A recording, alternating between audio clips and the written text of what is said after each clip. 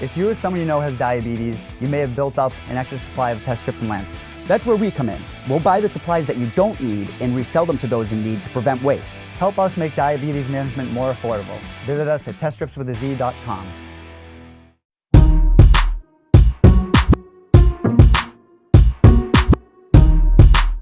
All right, we have Jared Gordon joining the program, coming off his victory over Dan Moret 9 days ago at UFC on ESPN 3 in Minneapolis, Minnesota. It's been quite the road to get to this interview. Maybe his friend Belal Muhammad was showing him Tom Brady highlight videos in the meantime, but we finally made it. Jared, how are you?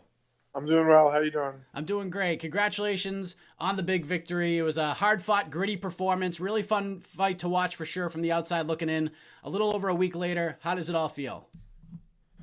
I feel great, man. I'm just happy to be back in the win column, and I got a new contract before this fight, so got the victory and started the new contract off on a good win, so ready to go on a win streak now. I'm not sure if you've gone back and watched the fight. How would you rate your performance overall? Were you overall happy with the performance and how it all went down? I mean, when I first got out of the cage, I was like, oh, that probably looked a little sloppy. I rewatched it, though, and I looked a little better than I thought I did, but I made a couple mistakes letting him take my back. That should never have happened. But he was a long,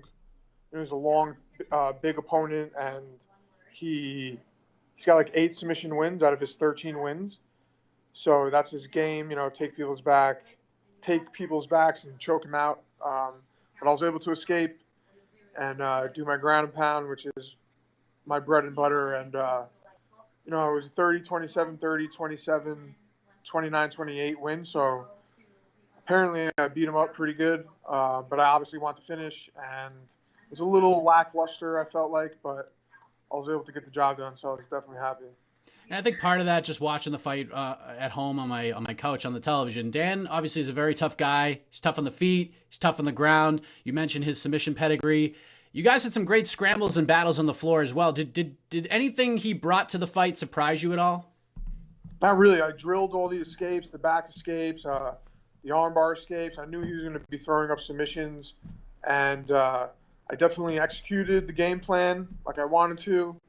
And everything we prepared for is what happened in the fight. He was a little longer and like on the feet than I thought he would be. Like he fights. Like he's long, but he kind of fights a little shorter than he could make it a little longer and harder for people, to get in. But he also likes the clinch game, so it's easy for me to, get in close. But, it went pretty much the way I thought it would. You were coming in on the first 2-fight losing streak of your career, and, there's always that thing about losing in threes when it comes to the UFC, but you had just mentioned you signed a new contract. Did signing that new deal before that fight, did that take a little bit of that pressure off of you heading into that fight last weekend, or was it just kind of business as usual for you? You just got to go out there and get a win. Well, I knew I had to get back in the win column, but, the fight before this one, I got the bonus, and they gave me a new contract with a pretty, decent pay bump. So I know that, that meant that they like me and, they want to see me fight. So that definitely, made me feel good. But like you said, in this sport, winning is the key to it's key. You got to win. So, even in my last fight though, I know I showed I was the better fighter, but I did tear my hamstring. I almost had a full tear, and that led to my demise in the fight. But I know I showed I was the better fighter, the more skilled fighter everywhere. It's just, it's MMA, and it just went down the way it went down. Anything could happen. So in that fight, obviously, winning was the goal and getting a new contract was the goal. And that was the last fight of my contract. So, I felt like, I have to win no matter what. If I lose, they might not re-sign me. But, I lost, but I still put on fight of the night, and they gave me a new contract anyway. So I completed 75% of the goal, which was, get the new contract and move on in my career. But I didn't win, but it still worked out. And here I am, first win on my new contract with a good fight. And I got almost a clean slate, Yeah, how being in that cage, being in that kind of a gritty fight like you had, you dominated. I thought you won all 3 rounds from where I sat. How good did it feel once that final horn sounded? Like, I'm pretty sure everyone watching that fight scored it for you, but were you like, man, like I'm back in the win column, I could breathe a little bit again? Yeah, I knew once, like, I knew in the second round, like I had the fight won. Like I knew I was like the more dominant player. The first round was gritty, and he came out to fight and win. He was in his hometown. He had sold like over 100 tickets, so the whole crowd was booing me. And like they say that you get the home field advantage, but that didn't really play much of a part for me. Kind of used to that, so I went in there, I did what I did, and here we are. You use your time after the win to talk about giving back to those who are suffering, dealing with addiction, dealing with abuse, and trying to help as many people as you can. And your story is an incredible one. It's one you've told many times, and you're going to continue to do so to help as many people as you can. What does it mean to you to be able to have the voice, have the reach, have people reach out to you when they're at their worst? Because I'm sure a lot of these folks have had people give up on them, whether it be friends, family, loved ones. For them feeling unsure enough as it is to have you respond to them and give them guidance, maybe at the end of their rope, so to speak, what does that all mean to you? Well, that's the game. I mean, that's my whole goal is to use fighting as a platform to help other people, especially in the long run when fighting's over. I know what I want to do after fighting, but I'm also here to win. Being UFC champion is the goal, and I love fighting. And I like, obviously I want it to be known that the main goal is to help other people, but I'm also here to make a legacy and stake my claim.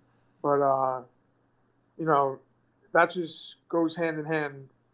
Like you need to have a purpose. I feel like if your purpose is not greater than you, then you don't really have a purpose. So I know what I'm fighting for, but I also know what I want to accomplish in fighting. So there's two, games being played here. One is winning and making a life for myself and supporting my fiance and my family, and making a legacy through fighting. But at the end of the day, the bigger picture is helping other people. You had spoken to the media after the fight, and you'd said that in a perfect world, you'd like to return later on this year, and you have your eyes set on that MSG card in November. Now, I want to let you know that I love doing these interviews. I share them as much as possible. Like, that's my purpose. I want to tell the fighter stories as best as possible because you are the best athletes in the world to cover. Outside of interviews, I rarely put my thoughts on the sport on social media. Like, I'll comment about a fight, but we all try to be matchmakers at some point. Like, when a fight ends, we all try to play matchmaker. We throw out these ideas and that we think make sense. We see if other people agree with us. And maybe for the first time in my Twitter life, I put out a matchmaking tweet that caught a little bit of fire. I tweeted out that Jared Gordon versus Violent Bob Ross sounds like an absolute blast to me. And moments later, Luis Pena, his manager, with full respect intended, said emphatically, "We're in. We want that fight." And MSG could line up perfectly because I know Luis wants to enjoy his last win, take a little time to chill after fighting 4 times in the last 11 months. What are your thoughts on that potential matchup, you versus Luis Pena? It's funny because, I watched his fight with Matt Wyman, and I watched it with Belal, and we thought it was perfect matchup for me. And after I win, he's a pretty big up and coming name, and he's got a lot of hype behind him. So I would love that fight, and I think it's a great fight for me to go home to and get the victory. And I know it's my destiny to fight in Madison Square Garden. My grandfather fought there. I was born in Manhattan. All my family and friends are in New York. So that would be awesome. I'd take that fight in a heartbeat. There's no way that's not a barn burner, $50,000 potential for each of you guys, or maybe even double the bonus for you if you can get a finish. Like, that all seems to line up perfectly in my eyes. I'm sure it does for you as well. MSG, you versus Violent Bob Ross. I mean, that just writes itself. Yeah, 100%. I think it's perfect. And I respect him, and he's a good fighter, and he puts on great shows. So I think you're right. We could put on a great show for the fans. I think that's the fight everybody wants to see. Before I let you go, I know you got a lot going on, but I've been interviewing Belal Muhammad for years, since he was in Titan FC, and he's become this incredible personality in the sport. And you guys are like this superhero tandem as roommates and training partners, good friends. This relationship between you two is absolutely amazing to watch. How did this all start? The Flash and the Bully super duo. Where did this all begin? How do we get to this place? So actually, I met Belal 2 years ago at the UFC athlete retreat. Paul Felder, has been a good friend of mine for years, and he moved out here to Rufus Sport. So when I went to the athlete retreat, I had just got signed, and Belal was there, and Eric Koch was there, Gerald was there, a bunch of Rufus Sport guys, and I met Belal there. And then I came to help Paul with his fight with Al Quinta when he was supposed to fight Al. I came here for a week, and I stayed in Belal's apartment, and we hit it off. And then about a month or two later, I moved here, and I moved in with Belal, and here we are over a year later, and that's my bestie. When it comes to you guys, because I know you guys shared different tweets about, roommate adventures you guys have had. And for those who may not follow along, what's like the craziest, Jared Gordon, Belal Muhammad roommate story that you can tell here?